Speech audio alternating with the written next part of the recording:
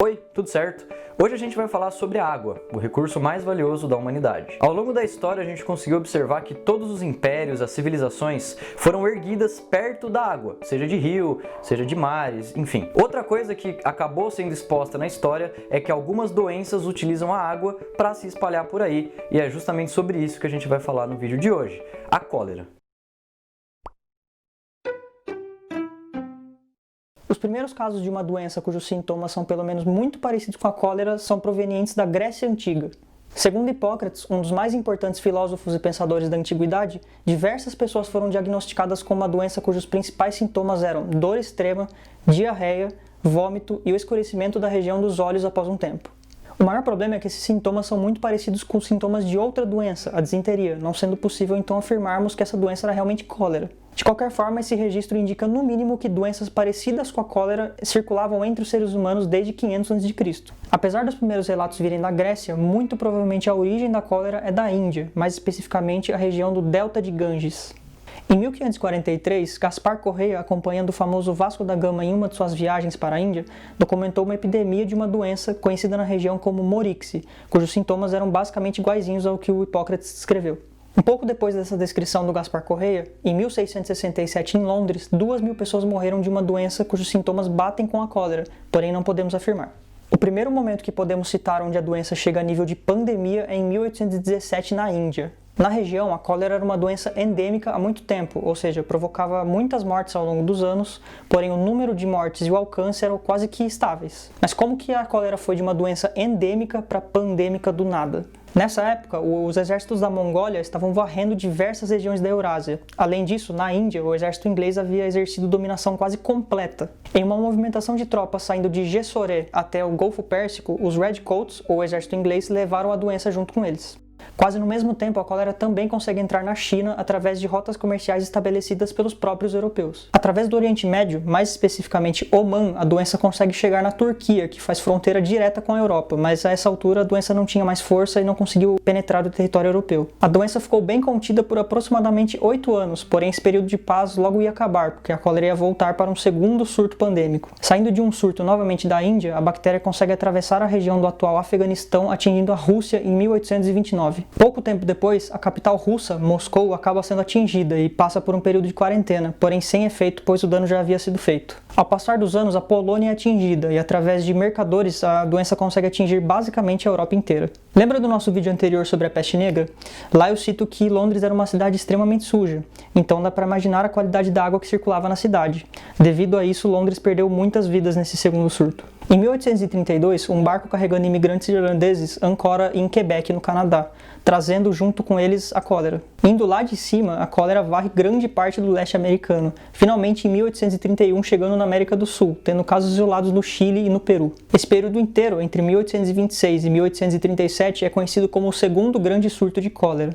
O terceiro se inicia novamente na Índia em 1851. Na verdade, essa terceira onda é conhecida como a pior de todas, pois atingiu basicamente o mundo inteiro, tendo muitas e muitas mortes. Só para vocês terem uma noção, apenas no Rio de Janeiro tivemos mais de 200.000 mortes. Partindo novamente da Índia, a doença consegue chegar no Golfo Pérsico e logo menos na Europa. Pesquisas apontam que na Rússia houve mais de 1 milhão de mortes. Novamente, através de barcos, a doença consegue chegar nas Américas e logo menos também no Brasil. A quarta pandemia de cólera começou provavelmente em 1863, enquanto a quinta começou em 1881, e aos poucos elas foram se espalhando para o resto do mundo. Mas percebam o seguinte, desde a primeira grande pandemia, qual foi a principal causa do espalhamento de cólera pelo mundo? Uma das respostas corretas seria o mau uso da água. Sim, na verdade foi exatamente desse jeito que a cólera se manteve endêmica na Índia durante muito tempo. Mas o seu espalhamento foi exatamente devido ao domínio dos grandes impérios sobre algumas regiões menos favorecidas economicamente. Se o exército inglês não estivesse na Índia em 1817, a doença não sairia de endêmica para pandêmica,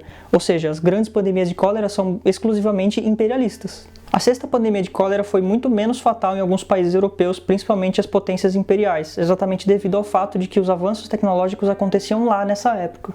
A parte triste é que esses mesmos países que ajudaram a espalhar a cólera pelo mundo mantiveram a vacina entre eles, ou seja, em alguns países como a Inglaterra, a sexta pandemia não matou quase ninguém, enquanto em uma de suas colônias, como a Índia, mais de 8 milhões de pessoas morreram. O imperialismo europeu transformou casos endêmicos na Índia em um dos maiores problemas sanitários da história do país, e nem sequer tratou de dar vacinas. Esse período durou entre 1899 a 1923. Apesar desses casos lamentáveis, a humanidade consegue manter a cólera estável, pelo menos em relação a pandemias.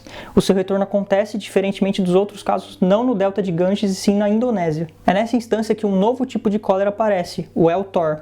A doença consegue se espalhar muito no Oriente Médio, mas principalmente na África. O continente foi atingido de maneira brutal. Tanto é que nos anos 90, a OMS relata que 90% de todos os casos de cólera no mundo foram relatados na África. Além da África, a doença aparece de maneira muito forte também no Peru, atingindo logo países vizinhos, como a Colômbia, o Chile e também o Brasil. Aqui no Brasil, entre 91 e 2000, o Nordeste foi extremamente afetado, contendo mais de 141 mil casos e, infelizmente, 1.500 mortes. A sétima pandemia de cólera perdura basicamente até hoje, como nós podemos ver no surto do Haiti em 2010. Existem diversos países lutando contra a doença até hoje, mas se a gente comparar com as 6 primeiras pandemias, parece que nós estamos no caminho de controlar por completo essa doença.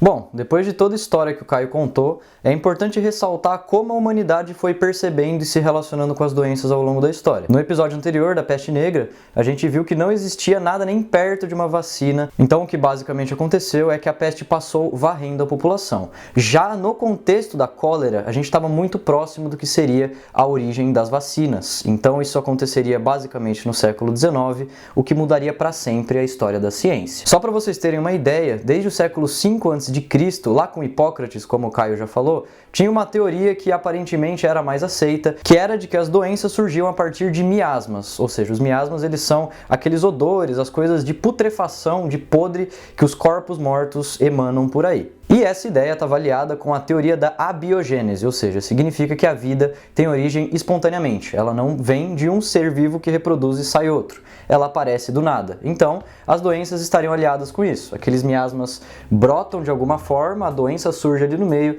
infecta as pessoas, sem ter a ver com nenhum micro-organismo. Lá para o século XVI, essas ideias começariam a mudar e a teoria da abiogênese seria cada vez mais atacada pela sua rival, que é a teoria da biogênese, que é a teoria que diz que a vida surge de outra vida, ou seja, da reprodução de um ser vivo. Junto com isso, em relação a doenças, alguns pesquisadores começaram a propor que as doenças se espalhavam através de germes, de seres muito pequenininhos que se espalhavam por aí, que saíam de vários lugares e infectavam as pessoas. Somente lá perto do fim do século XVII, com um cara chamado Anton van Leeuwenhoek, que ele foi o primeiro cara a fazer um microscópio e observar de fato esses germes, começou a cair de fato a teoria da biogênese e começou a se entender que as doenças provavelmente se espalhavam através de micro-organismos e não de coisas misteriosas que saíam de um corpo morto. Bom, e no século XVIII, depois de que a gente já sabia que existiam seres pequenos que transmitiam as doenças, a cólera chegou basicamente junto com a varíola assolando a Europa. Como a gente já estava num contexto de século XVIII, fim do século XVIII, indo para o século XIX,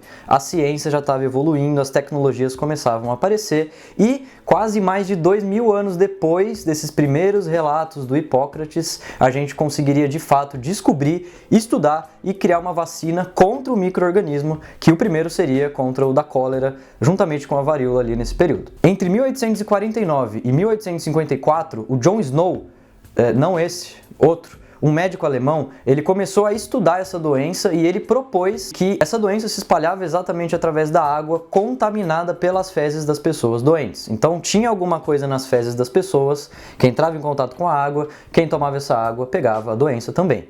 Depois a gente descobriu que ele estava certo. Bom, e no fim do século XIX, a bactéria foi finalmente isolada e a gente começou a estudar e rapidamente a gente produziu uma vacina contra a cólera, que justamente foi a primeira vacina a ser distribuída em larga escala por aí. Mas o que é a cólera, então? Bom, a cólera é uma doença causada por uma bactéria chamada Vibrio cholerae. Talvez você possa estar se perguntando de onde que essa doença surgiu, afinal as pessoas não ficam comendo cocô uma das outras. Uma coisa que a gente descobriu mais recentemente é que um reservatório aparentemente natural desses bichos é nos mariscos, ou seja, a bactéria está dentro desses mariscos e as pessoas comem mariscos. Coincidentemente, alguns povos do Mediterrâneo, como os gregos que já relatavam as doenças e alguns outros, consumiam mariscos. Então, pode ter sido aí o primeiro contato da espécie humana com essa bactéria, justamente através de mariscos mal passados. Bom, como eu já disse, no final do século XIX a vacina foi desenvolvida e a gente começou a entender um pouco melhor sobre essa doença, até que, na virada do século XIX para o século XX, numas bases médicas turcas que foram criadas para avaliar os peregrinos que vinham de Meca. 2 peregrinos especificamente foram